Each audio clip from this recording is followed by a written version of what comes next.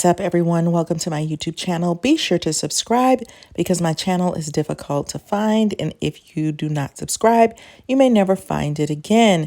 So today, the big question is, why love?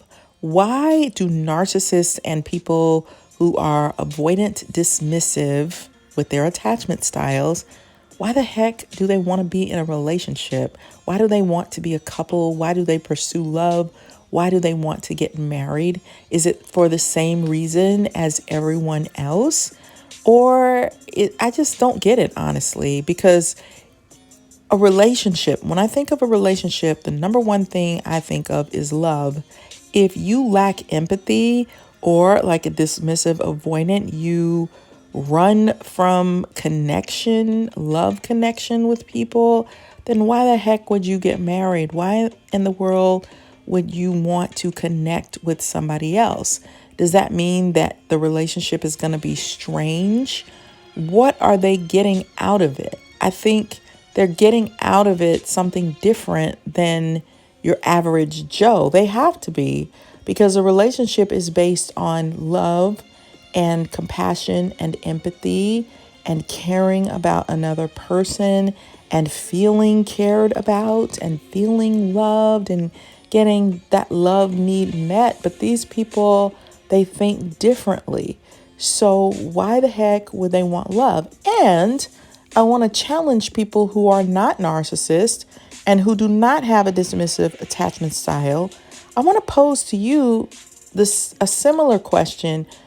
Why love? And we have people who do not have any type of disorder who treat people like crap when it comes to relationships. They can also be abusive, and it gives some people license to play games or manipulate because they just want intimacy. And so then that person is really practicing a form of narcissism as well. Shouldn't we be caring and considerate when it comes to a relationship? Let's not be hypocrites. Let's all be accountable for how we treat someone in a relationship. And then to top it off, I think relationships have become super complicated anyway. If you go back 30, 40, 50 years, 70 years, 100 years ago, what did relationships look like? Now the expectation is so high. It's so glitzy, glossy. There's entertainment everywhere. I feel like sometimes, I just feel like relationships are so totally different now that we need 1,000 experts to teach us how a relationship should be. It's a reprobate mind, which is biblical. But it used to be we had roles, women played a role, men played a role, and maybe that worked better for relationships because the expectations weren't as high and everyone knew what they were supposed to do, quote unquote. But I do think the problem was there was mistreatment, because if women didn't work or couldn't get jobs as equally because of equal rights issues, then they were sort of stuck with somebody who might do all kinds of things, cheat or mistreat them, or maybe they were silently miserable. Maybe they didn't have the type of connection that they wanted. But I do think people were more satisfied because of the roles that were more clearly defined. Now, people want a Barbie doll in the house. There are some people who only want to attract an Instagram model, and then they wonder why their relationship is so awful later because you don't have a real deep connection. But people want to be entertained in their relationship. There's so much to do. Let's travel. Let's go here. Let's have date night. Why do we have to have date night? I mean, I think you should have a date night because of the way things are, but it's just so much about shallowness, about entertainment. Please me. Men are expected to be way more emotional than they used to be. Meet my emotional needs. There's just no, women are expected to do everything, go to work, take care of kids, have a pregnancy, breastfeed, and entertain me, look like a Barbie doll. You got to look cute at home. So when do you get to be at home and just relax and enjoy yourself? So, and there's also a lot of, like I said, high expectations and bad behavior, whether you're a narcissist or dismissive, avoidant or not. So in that case, is it even fair to even question why people with a toxic relationship style why they would want a relationship? And it might be easier in some cases to be with somebody who's a narcissist or dismissive avoidant because you know the rules. The rules are defined. The map is laid. You know what to expect from these people. When you get a normal, healthy, average, everyday person who is also mistreating people, well, the rules are not as defined. But anyway, I digress. Let me know your thoughts on that. But when you are in a relationship with a narcissist or a dismissive avoidant, you're going to pay for it. You're going to pay for it. They may know some societal norms as far as relationships go, or they're willing to play some roles, but you are going to pay a price of misery at some point in a relationship with either of these two people. So just get ready for it. There's going to be some abuse, some mistreatment, some difficulty. They don't have these disorders and these interesting attachment styles for nothing. You're going to pay for it. So with a narcissist, they gaslight, which is psychological manipulation of a person, usually over an extended period of time, that causes the victim to question the validity of their own thoughts, perceptions of reality, or memories, and typically leads to confusion, loss of confidence and self-esteem, uncertainty of one's emotional or mental stability. And that's defined by Merriam-Webster. You are also going to be love bombed by narcissists. Love bombing is a tactic in which someone bombs you with extreme displays of attention and affection with the intent to manipulate you. Although being showered with love can seem positive at the beginning of a romantic relationship, love bombing can lead to gaslighting and abuse, and that's by Very Well Mind. So these people, they're going to be mean at times. They're going to degrade you. They're not going to understand when you're saying, step into my shoes, understand how I feel, understand how you are hurting me. They're not, that's icky to them. Having empathy is icky.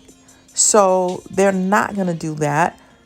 I think one of the fulfilling things for a narcissist is watching people suffer, is abusing, is getting a strange, toxic need met by mistreating. And when you look at the patterns of someone who is a narcissist, there are 4 stage patterns: idealization, devaluation, discard, and hoover. So they may start off with, what do you want? What do you need? I'll give you everything you ever wanted. And then they devalue you. So the same person who put you on a pedestal is now stepping on you and putting you under the bottom of their shoe. What kind of healthy, happy life can that be? Who does that? A very toxic, difficult person who has probably suffered from a lot of abuse, and they get their needs met differently than you do. And then let's take a look real quick at what a dismissive avoidant attachment style is. It is a term for when someone tries to avoid emotional connection, attachment, and closeness to other people. A person with dismissive avoidant attachment usually doesn't pursue romantic relationships and may actively avoid them. Please actively avoid them. If that is your attachment style, please actively avoid a romantic relationship until you figure that out. Because as I was talking to one of my friends recently, what is the purpose of a relationship? And we kind of put some things together. So, yes, we want romance because it's fun. We want a companion. We want closeness. I was looking at the styles of how couples sleep together. Of course, spooning is one, sleeping back to back. There's all kinds, right? So there's a level of closeness. It is to recreate a family.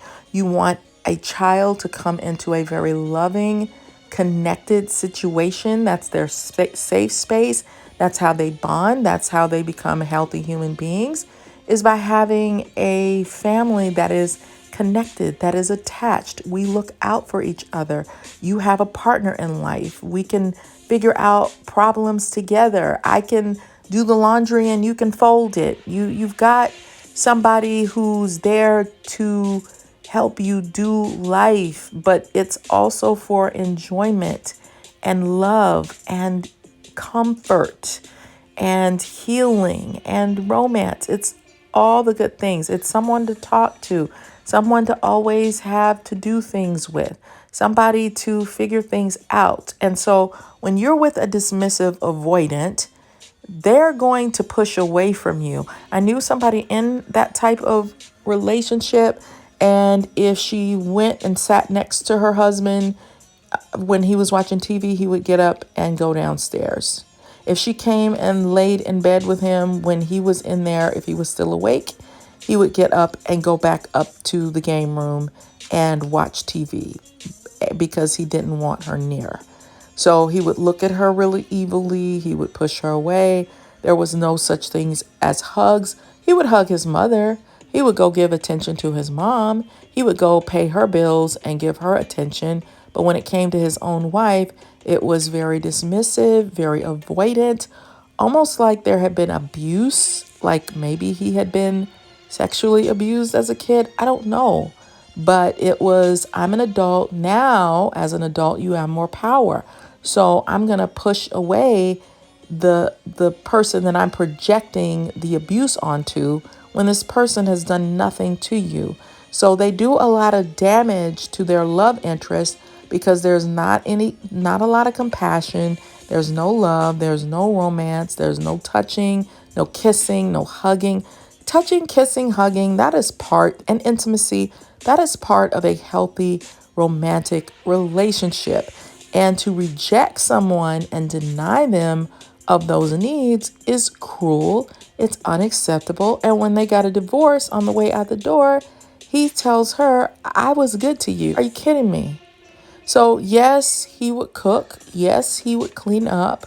But there were other issues as well that were abusive, like financial abuse, not handling finances well, so you're constantly in binds. Just he also couldn't have a conversation. He could barely get out a sentence. All of this is to say, why do these people want to be in a relationship?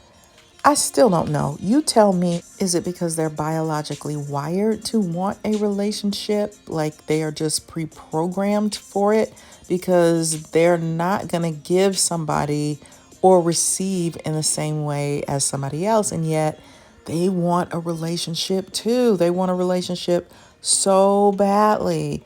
So I'm just trying to figure out from the most basic standpoint, why do narcissists and people with dismissive avoidant styles, why in the world would you want to be in a relationship? I know the reason why I do. You want to feel loved, be loved, love someone else, care about someone else, be cared about. Because they are lacking and have deficits in those areas, I just don't understand. Is it so that they can dress up and look cute? Is it so that they have an extension of themselves? Do they really want romance as well? Or is it just purely for the abuse? Or am I thinking way deeper than what they are? Are they just pre-programmed like ants who know how to make a house and get food and have this whole little ecosystem? Is it that basic. I don't get it. And I know you might think I'm being really silly right now, but I truly want to understand, why do these people want to be in a relationship in the first place? I don't get it. If you're lacking in love, then what's the point? Maybe it is shallow. Maybe it's just based on looks and that's it. But can't we all be a little shallow in that area when it comes to love? If you're not physically attracted, then you're just friends or neighbors. So there has to be a physical component. So maybe they just think the person is attractive or pretty or handsome, and that's the draw. And they feel urges like your regular average person, and they just want to do it.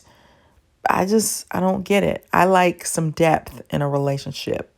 I don't want to feel used, abused, and taken advantage of, or dismissed and pushed away. I don't want any of those things. If this video helped you in some way, then do me a favor and like it so that other people can think about these things before they get into a relationship with these people. It is okay to pull away and say goodbye to these people. You don't owe them anything.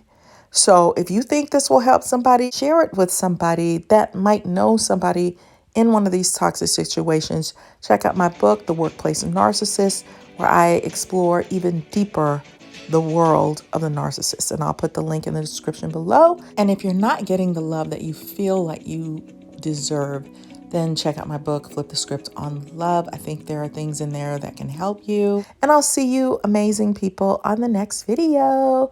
Stay kind. Bye.